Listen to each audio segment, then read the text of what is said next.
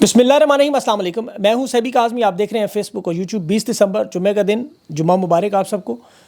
عمران خان کی موومنٹ میں رہائی میں اب بہت بڑے اہم لوگ بھی شامل ہو گئے اور ٹرمپ حکومت کا سخت رد عمل بھی آ رہا ہے۔ اسٹیبلشمنٹ اس وقت مشکلات کا شکار کیسے ہے، میں آپ کو تفصیل بتاؤں گا۔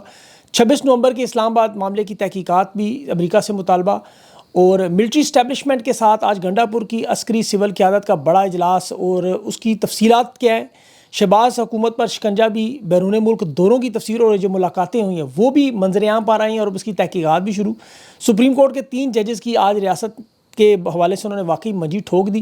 تحریک انصاف کی سوشل میڈیا پر ایک نئی حکمت عملی آ رہی ہے، وہ حکمت عملی بھی آپ نے سمجھنی ہے اور اس کا کاؤنٹر بھی ایک ہے۔ مولانا کی آج قیمت لگانے کا فیصلہ بھی، شہباز شریف سے ملاقات ہے، اور عالمی سیاست میں جو بڑی تبدیلیاں، ڈونلڈ ٹرمپ اور پیوٹن کی ملاقات، بڑی جنگوں کا خاتمہ ہونے جا رہا ہے۔ تفصیل ان سب خبروں کی بتاتا ہوں۔ علی مین گنڈا پور کی عمران خان سے ملاقات ہوئی اور اس میں سول نافرمانی کی مہم جو اس وقت تحریک انصاف اور پاکستان کی اور عمران خان کی کال ہے، اسے حکومت کی کوشش ہے 10 دن کے لیے مؤخر کریں۔ اسٹیبلشمنٹ باقاعدہ یقین دہانیاں کروا رہی ہے کہ ہم مذاکرات کو حتمی شکل دیں گے۔ علی مین گنڈا پور کا ایپیکس کمیٹی کا خصوصی اجلاس بھی تھا اور اس سے پہلے محسن نقوی سے بڑی تفصیل سے پشاور میں ملاقات ہوئی۔ خان سے ملاقات کے بعد 21 دسمبر کی انہوں نے تاریخ دی ہوئی ہے۔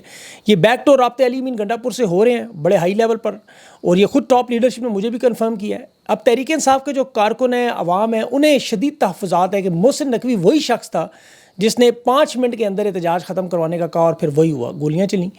اب عوام یہ سوچ رہی ہے کہ محسن نقوی کے ساتھ کیوں رابطہ کیا جا رہا ہے۔ دیکھیں، اس وقت محسن نقوی کے 2 روپ ہیں، 2 کردار۔ ایک تو وزیر داخلہ کا بظاہر فیس ہے، دوسرا یہ اسٹیبلشمنٹ کا سیاسی چہرہ ہے۔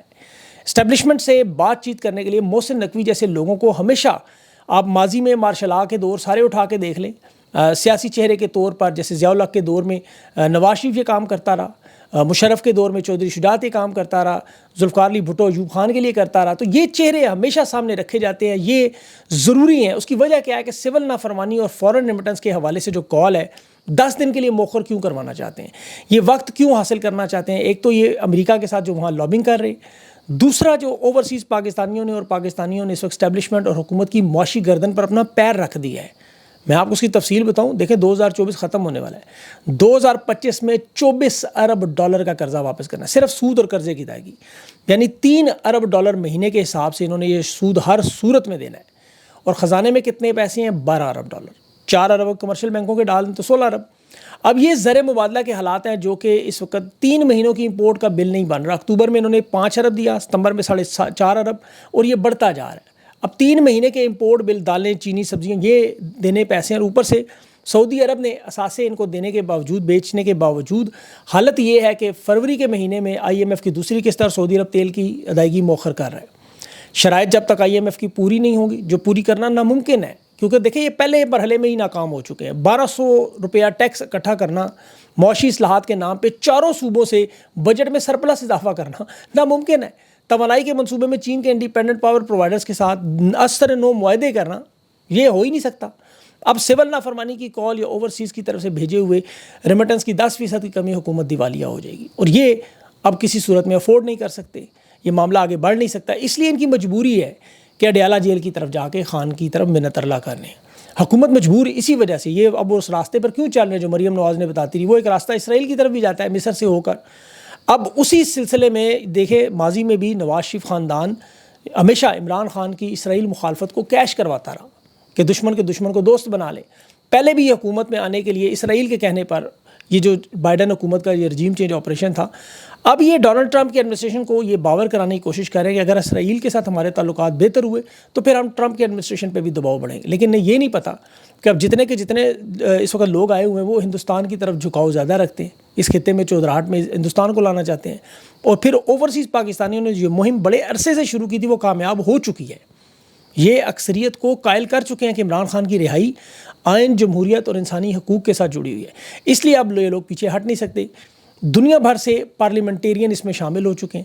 اب تحریک انصاف اس مہم میں باقاعدہ اپنا وزن ڈالے گی، آفیشیل اکاؤنٹ سمیت تمام والنٹیئرز عمران خان کی مہم کے لیے سوشل میڈیا سے اب جو بھرپور مہم شروع کرنے جا رہے ہیں، یہ اس ہر آواز کو ہائی لائٹ کریں گے جو اس حوالے سے عمران خان کے لیے فری عمران خان یا ریلیز عمران خان کی بات کرتی ہے۔ آپ سب لوگوں کو بھی اس میں شرکت کرنی چاہیے، کیونکہ حکومت دعوے کری اب ٹویٹس نہیں آئیں گی، اور وہ ٹویٹس آنا شروع ہو گئی ہیں دوبارہ، اس لیے اب یہ اس کا کاؤنٹر بھی بنانا چاہتے ہیں۔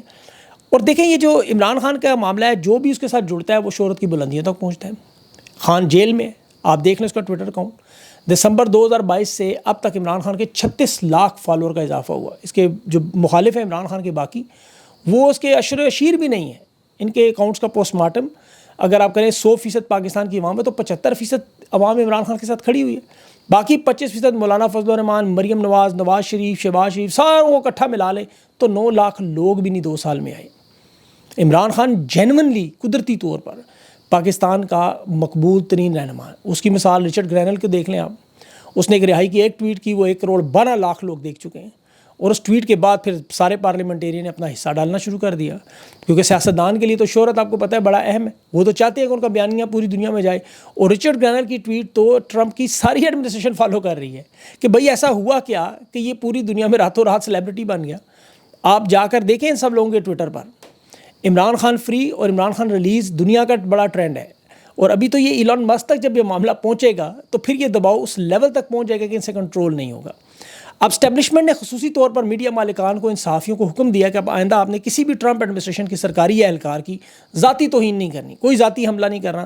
اور خان کی رہائی کے علاوہ یہ بھی آپ کو بتاؤں، اور ان کے ایک صحافی نے کہا جی آپ رچرڈ گرینل کی ٹویٹ نہیں آئے گی، وہ نقوی، حیدر نقوی نام ہے شاید، اس کے جواب میں گرینل نے بھی پھر تھوڑی دیر پہلے ٹویٹ کر دی. اب جو 26 نومبر کے جو شہداء کے ساتھ ظلم و ستم ہوا، اس پر بھی امریکہ اور برطانیہ سمیت جو آوازیں آ رہی ہیں، اب مطالبہ ہو رہا ہے کہ اس کی تحقیقات کی جائے. جہاں سے رجیم چینج آپریشن ہوا وہاں سے یہ سوال کہ پرامن مظاہرین پر گولیاں کیوں چلی. یہ ماضی میں کبھی نہیں ہوا. 2 سال 7 مہینے اس ملک میں کیا کیا نہیں ہوتا رہا، کسی نے دنیا میں زحمت نہیں کی. اور اب تو عرب ممالک کے لوگ بھی شامل ہو گئے. عرب صحافیوں کی طرف سے بھی خان کی رہائی، اور ٹویٹر پر لبنان ٹائمز آ گیا، عرب لیگ جو نیوز پیپر وہ آ گیا، عرب مانیٹر آ گیا، مڈل ایسٹ مانیٹر، یہ سارے اپنی سرخیوں میں اس کو باقاعدہ فرنٹ پہ لگا رہے ہیں. پارلیمنٹیرینز بھی سامنے آ رہے ہیں. تو حکومت اور اسٹیبلشمنٹ کی اب کوشش یہ ہے کہ یہ عمران خان مخالف صحافیوں اور ان سیاستدانوں کو انٹرنیشنل لیول پر جو بغض عمران میں، اور میری کچھ انٹرنیشنل صحافیوں سے گفتگو ہوئی، میں نام نہیں لینا چاہتا ہوں، باقاعدہ طور پر انہوں نے مجھے بتایا کہ یہ ای میلز اور میسیجز ہمیں آ رہے ہیں کہ عمران خان کے خلاف جو بیانات پاکستان میں میڈیا چلاتا ہے، ان کے مخالفین، مثال کے طور پر خان نے مخالفین کو جیلوں میں ڈالا، اسرائیل کی مخالفت کی، مذہبی آدمی ہے، اس کے لیے بشرا بی بی کے حوالے سے، یہ تمام خبریں انہیں باقاعدہ میسیجز میں، ای میلز میں بھیجی جا رہی ہیں، جس طرح آکسفورڈ یونیورسٹی میں تھیں.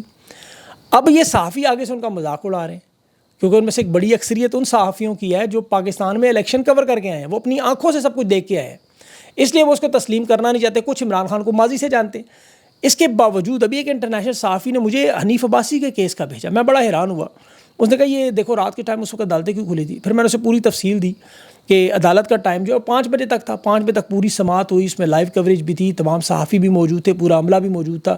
فیصلہ جج نے رات کو سنایا، تو عدالت چل رہی ہے اس طرح.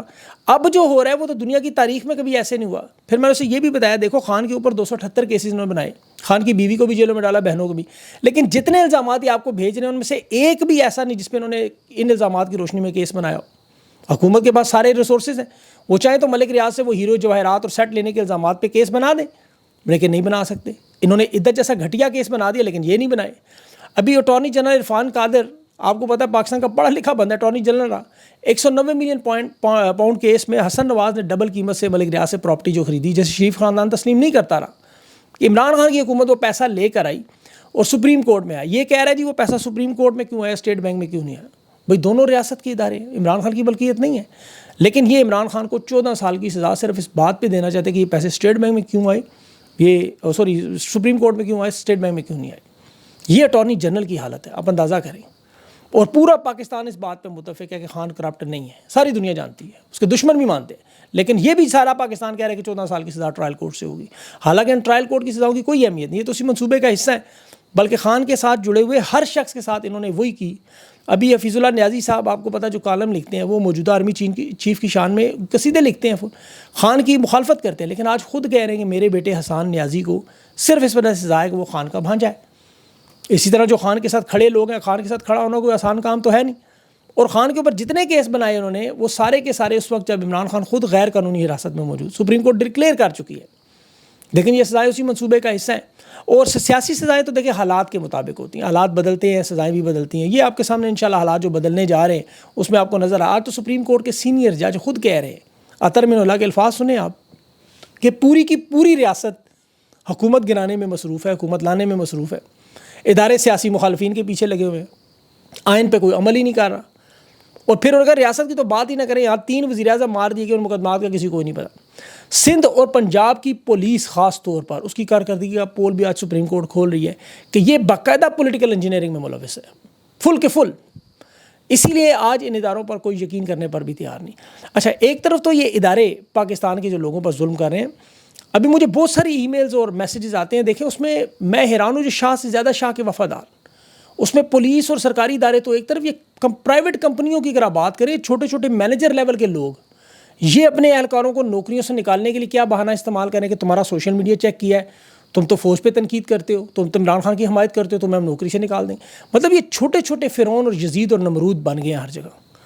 بہت ساری معلومات ہے, یقین کریں اگلے میں کسی پروگرام میں لوگوں کے نام بھی لینا شروع کر دوں گا. یہ جو ظلم و ستم کا ایک انہوں نے ٹرینڈ سیٹ کیا ہے, اس کی بدقسمتی سے اثرات بڑا عرصہ نہ, جس طرح ابھی وہ آج صحافی کہہ رہے تھے نا, وہ کہ ایک 13 سال کا بچہ جو یونان میں گیا اور مایوس ہے نوجوان, یہ وجہ ہے کہ یہ پورا فلٹر ہو کے نیچے تک معاملہ پہنچ چکا ہے.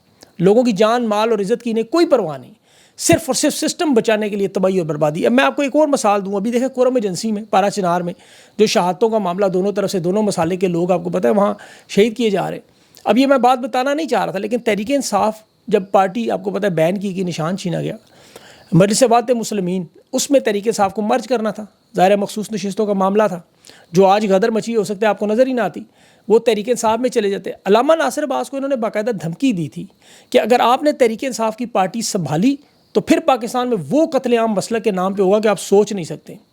وہ علامہ ناصر عباس اب ہزاروں لوگوں کی جان بچانے کے لیے پیچھے ہو گیا, لیکن عمران خان کی وہ حمایت کرتا رہا. اب مجلس بات مسلمین, یاد رکھیں, الیکشن کمیشن میں رجسٹرڈ جماعتوں میں مخصوص نشستوں کی, خواتین کی نمائندگی اور اقلیتوں کی نمائندگی ان کے منشور کا حصہ تھی, جو اعتراضات الیکشن کمیشن نے سنی تحاد پہ لگا دیے تھے. لیکن انہیں اس بات سے باقاعدہ منع کیا گیا کہ مسلک کی آگ لگائیں گے, اور وہ دیکھ لیں انہوں نے لگائی. علامہ ناصر عباس کے سخت بیانات کی وجہ سے, خان کی حمایت کی وجہ سے پارا چنار میں جو ہو رہا ہے وہ آپ کے سامنے, خود انہوں نے سینٹ میں اس بات کا اعلان بھی کر دیا. تو ان لوگوں سے کوئی بعید نہیں اپنے پاؤ گوشت کے لیے حقیقی معنوں میں پورے کا پورا ملک تباہ و برباد کرنے کے لیے تیار. انہیں معیشت سے, انسانی جانوں سے, انصاف, قانون, آئین سے, کسی چیز سے کوئی غرض نہیں, صرف اور صرف اپنی نوکری. اندازہ کریں, نوکری صرف. اللہ نے ظالم کی رسی جو ہے وہ رکھی ہوئی ہے دراز, آپ کو پتہ ہے, کھینچے گی تو ضرور, اور اس میں انشاءاللہ یہ چھوٹے چھوٹے فرعون اور نمرود اور یزید بھی پھنسیں گے. اسی میں دیکھیں, میں آپ کو پہلے بھی بتاتا رہا کہ خان کی جو قید کا معاملہ, یہ انٹرنیشنل حالات سے بھی جڑا ہوا ہے. اب اس میں جو پیش رفت بھی ہوئی ہے ڈونلڈ ٹرمپ اور پیوٹن کے درمیان, بڑی اہم, کسی بھی وقت ملاقات ہو سکتی ہے. اور یہ ظاہر ہے پیوٹن جو ہے وہ سمجھوتے پر تیار ہے, امن معاہدے کے لیے کام بھی اس پر ہو رہا ہے. اس سلسلے کی سب سے اہم کڑی یہ روس نے جو شام میں بشار الاسد کی حمایت نہیں کی, بلکہ ایران کو بھی نہیں کرنے دی, اس کا نتیجہ اب آپ کو یوکرین میں جنگ بندی کی صورت میں نظر آئے گا. اس جنگ کو تقریباً 3 سال ہونے والے. عمران خان کا دورہ روس آپ کو یاد ہوگا, اس دن یہ جنگ شروع ہوئی تھی. تو پھر یہ جو حالات ختم ہوتے جائیں گے, اس کی تیزی جو ہے اس سے 4 گنا زیادہ تیزی آپ کو پاکستان میں نظر آئے گی, اور حالات میں بہتری آئے گی, کیونکہ اب ان کے پاس اس کے علاوہ کوئی راستہ بچا نہیں ہے. ان کی آہستہ آہستہ جتنی بھی حمایت تھی دنیا میں, جس کی بلبوتے پر یہ کرتے رہے, یاد رکھیں پاکستان کے اندر جو آپ کو ہوتا ہوا نظر آ رہا ہے, اس کی باقاعدہ طور پر منظوری باہر سے ملی تھی انہیں. بائیڈن حکومت کی طرف سے, رجیم چینج آپریشن والوں کی طرف سے باقاعدہ منظوری تھی کہ آپ جو آپ کے دل میں آتا ہے آپ کریں, ہم آپ کو نہیں کچھ کہیں گے. وہ بہرحال سلسلہ اب رک چکا ہے, اور وہ انشاءاللہ ریورس ہونے میں, جس طرح وہ پنکھا بند کریں نا, بٹن تو بند ہے, اب تھوڑا سا ٹائم لگے گا اس کو, اس کے پر ہل رہے ہیں ابھی آپ کو چلتا ہوا نظر آ, لیکن چل نہیں رہا, سوئچ پیچھے سے آف ہے. تو انشاءاللہ یہ جلدی سارا معاملہ اللہ نے چاہا تو حل ہوگا. باقی اللہ سے دعا بھی کیا کریں, اللہ ان کو تھوڑی ہدایت بھی دے, جان چھڑائے ان سے, یہ بھاگ جائے سارے ایک کر کے, جس طرح پہلے بھاگتے رہے, چھوڑ دیں پاکستانیوں کی جان. اپنا خیال رکھیں. مجھے اگلے ویلاگ تک اجازت دیں. اللہ حافظ.